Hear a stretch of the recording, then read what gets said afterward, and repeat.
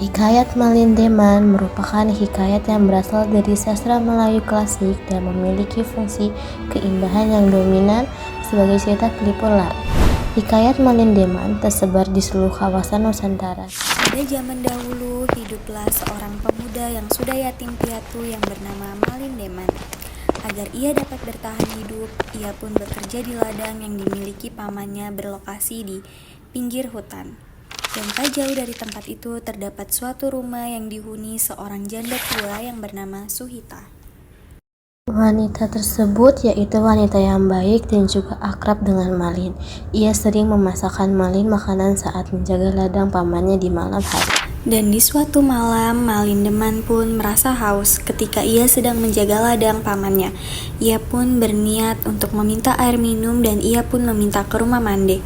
Sampai tepat di perkarangan, ia pun mendengar suara sejumlah perempuan yang berada tak jauh dari sungai, yang posisinya tepat di belakang pondok janda tersebut. Lihatlah saudariku, air sungai ini sangat jernih sekali, seakan cahaya memantulkan wajah kita. Benar, di bumi ini selalu terasa segar, tidak seperti di kayangan. Tempat kita penuh cahaya, tapi tidak ada sungai. Mari kita berendam di sungai ini. Kita sama-sama lepaskan rasa penat. Malin dengan diam-diam menuju tempat tersebut dan ia terkejut ketika melihat 7 bidadari tengah mandi di sungai. Malin pun sangat terpesona ketika melihat kecantikan dari 7 bidadari tersebut. Dan tidak jauh dari tempat Malin berdiri, ia melihat ada 7 selendang. Kemudian ia mengambil salah satu selendang milik bidadari itu. Dan ia pun menyembunyikan selendang tersebut. Dan selendang yang ia ambil milik bidadari bungsu. Bagaimana ini bidadari bungsu? Kita tidak bisa berlama-lama di dunia manusia karena takut ada yang melihat kita. Mau tidak mau, aku tetap berada di sini, Kak, karena selendangku hilang. Tidak apa-apa, kembalilah kalian ke kayangan. Biarkan aku di sini. Aku baik-baik saja. Baiklah bidadari bungsu, jaga dirimu baik-baik. Kami akan memantaumu dari kayangan. Melihat hal tersebut, Malin pun bergegas mendekati dan mengajaknya untuk tinggal di rumah Mande. Bidadari tersebut pun kemudian diangkat oleh Mande sebagai anaknya. Anakku, sejak kau melangkah masuk ke rumah ini, hatimu merasa teduh. Meski ibu belum tahu siapa asalmu, ibu percaya Allah sudah menakdirkan pertemuan ini. Ibu terlalu baik pada saya, padahal saya orang asing dan tidak memiliki keluarga. Mulai sekarang, jangan pernah bilang kamu tidak memiliki keluarga ya. Kau bukan orang lain di sini. Kau adalah anakku, anak ibu, sama seperti Malin. Terima kasih Ibu, saya akan menjaga kepercayaan ini dan akan berbakti seperti seorang anak sejati.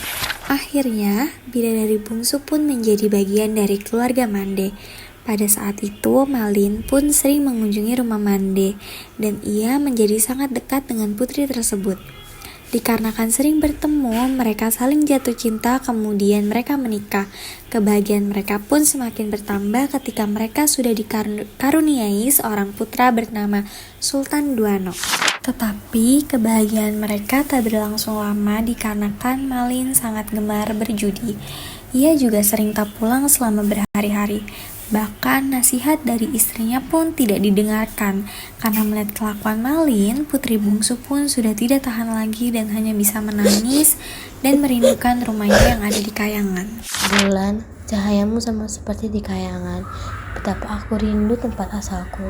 Rindu suara kakak-kakakku saat bernyanyi. Rindu harum bunga di taman langit. Rindu sungai bening tempat kami mandi bersama.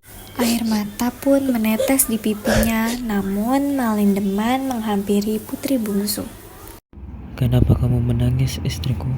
Maafkan aku Malin, aku hanya merindukan kayangan. Hidup di bumi indah, apalagi ada engkau dan ibu Mande yang menyayangiku.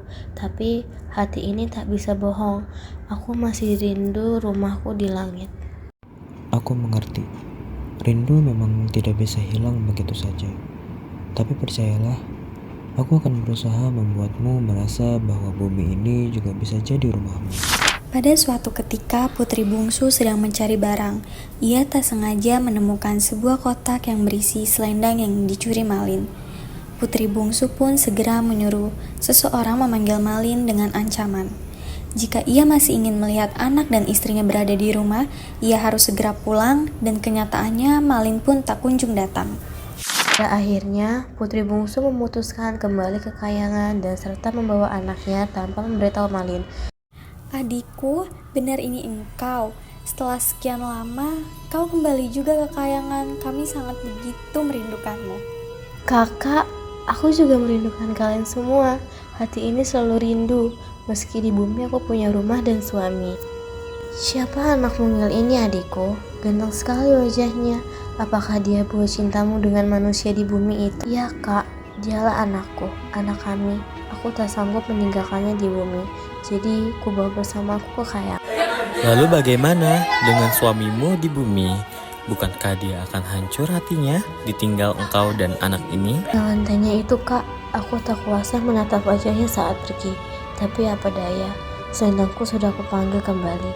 Takdir menuntutku pulang. Aku hanya bisa berdoa agar ia tabah. Sudahlah adikku, jangan terlalu bersedih. Kini engkau kembali bersama kami. Kami akan membantumu membesarkan anak ini di kayangan. Anak ini titipan. Meski ia lahir di bumi, darah bidadari mengalir di tubuhnya. Kelak ia akan menghubungkan langit dan bumi. Kami bahagia engkau kembali, tapi ingat adikku, meski engkau di sini, cintamu pada bumi tak akan pernah padam. Suatu hari, mungkin anak ini akan mencari ayahnya. Iya kak, aku tahu, suatu saat ia harus mengenal ayahnya. Bila waktunya tiba, aku akan melakukannya turun ke bumi. Sampai hari itu datang, biarlah aku mendekapnya erat di kayangan. Keenam kakaknya mengelilingi putri bungsu. Mereka bernyanyi lirih lagu kayangan, menenangkan adiknya yang baru kembali dengan beban rindu sekaligus harapan baru. Sedangkan di bumi, Malik kembali ke rumahnya dengan sangat menyesal karena telah kehilangan keluarga tercintanya itu dengan penuh penyesalan.